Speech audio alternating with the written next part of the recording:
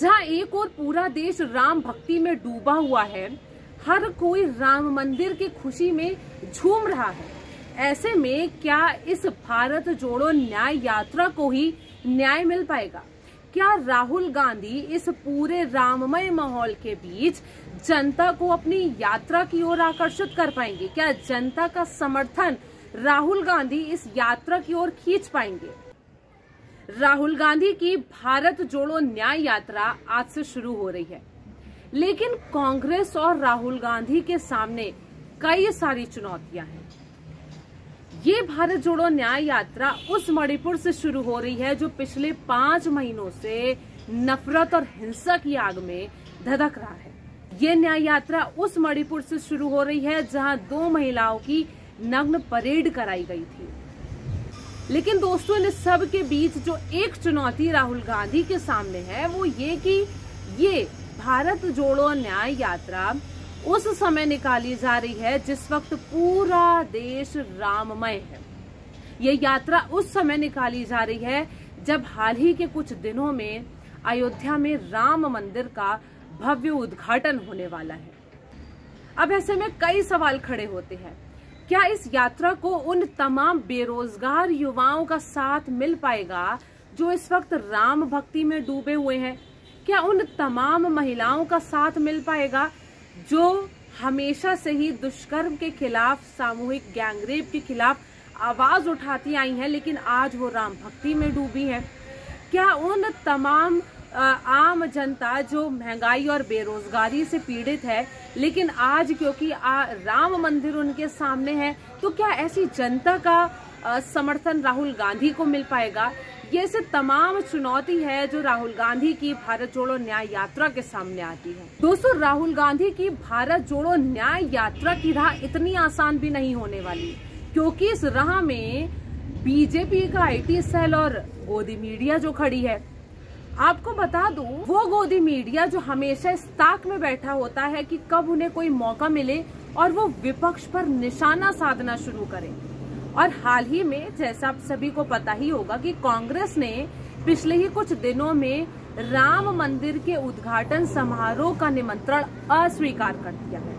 कांग्रेस अब प्राण प्रतिष्ठा के समारोह में नहीं जा रही है, ये कहकर कि मंदिर अभी बना नहीं है, मंदिर पूरा नहीं हुआ है और अधूरे मंदिर का उद्घाटन समारोह करना ये गलत है और ये सिर्फ चुनावी लाभ के लिए बीजेपी कर रही है।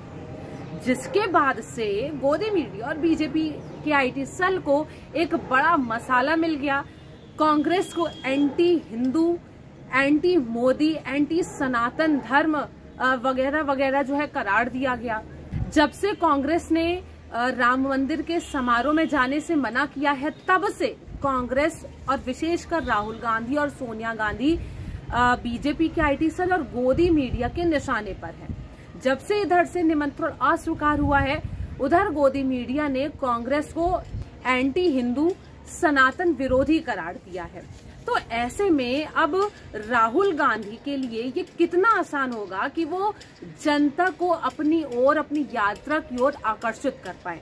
दोस्तों, वही गोदी मीडिया जो पिछले कई महीनों से राम मंदिर के नाम पे तमाम जनता के मुद्दे छुपाए जा रहा है, पूरा देश कहने को गोदी मीडिया ने राममय कर दिया है।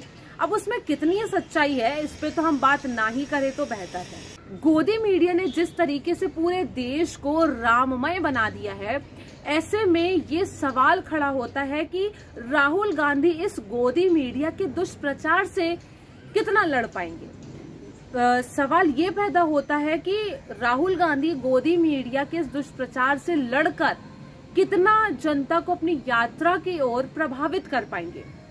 वो गोदी मीडिया जो लगातार कांग्रेस के मना करने के बाद लगातार कांग्रेस गोदी मीडिया के निशाने पर है, जहां एंटी हिंदू का टैग अब कांग्रेस को दे दिया गया है। ऐसे में ये भी राहुल गांधी के लिए एक बड़ी मुश्किल, एक बड़ी चुनौती होने वाली है कि इस टैग को हटाकर तमाम देश की उस पीड़ित जनता को जो महंगाई से, बेरोजगारी से, भ्रष्टाचार और सबसे बड़ी बात है अन्याय से परेशान है, उस जनता को राहुल गांधी अपनी यात्रा के जरिए कैसे उनका समर्थन ले पाएंगे।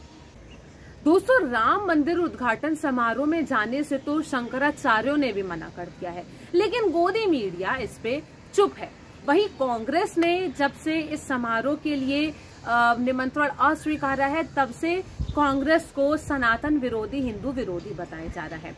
अब ऐसे में सवाल ये खड़ा होता है कि क्या अब राहुल गांधी की भारत जोड़ो न्याय यात्रा को गोदी मीडिया का कितना कवरेज मिलता है, और अगर कवरेज मिलता भी है तो कैसा कवरेज मिलता है, नेगेटिव या पॉजिटिव, ये देखना भी बेहद दिलचस्प होगा।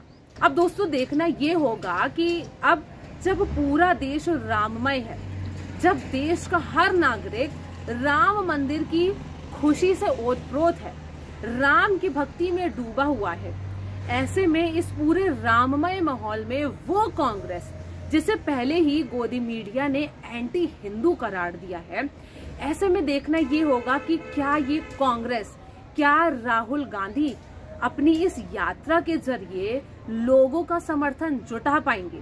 क्या Rahul Gandhi BJP IT cell और गोदी मीडिया के इस दुष्प्रचार से लड़कर आगे निकल पाते हैं? क्या वो जनता का समर्थन जुटा पाते हैं? इस वक्त जब पूरे देश में कांग्रेस की एक एंटी हिंदू या कहे हिंदू विरोधी, सनातन विरोधी इमेज बनाई जा चुकी है, ऐसे में देखना ये होगा कि राहुल गांधी उन तमाम हिंदुओं को अपनी यात्रा की ओर कैसे आकर्षित करते हैं जो महंगाई, बेरोजगारी से परेशान तो हैं, लेकिन राम भक्ति में अभी डूबे हुए हैं। अब देखना ये होगा कि राहुल गांधी अपने इस भारत जोड़ो न्याय यात्रा को ही कहां तक न्याय दिलवा पाते हैं, वो कहां तक भारत की इस आम जनता को अपने यात्रा के जरिए जोड़ पाते हैं, इस यात्रा के जरिए वो तमाम लोगों को किस तरीके से न्याय दिला सकते हैं। राममय के इस पूरे माहौल के बीच में राहुल गांधी की ये यात्रा कितनी सफल होने वाली है, राहुल गांधी कैसे जनता का एक बड़ा समर्थन अपने साथ जुटाते हैं, इन तमाम सवालों पर आपकी क्या विचार है, कमेंट सेक्शन में हमें जरूर बताएं। तब तक के लिए मुझे दीजिए इजाजत, नमस्कार।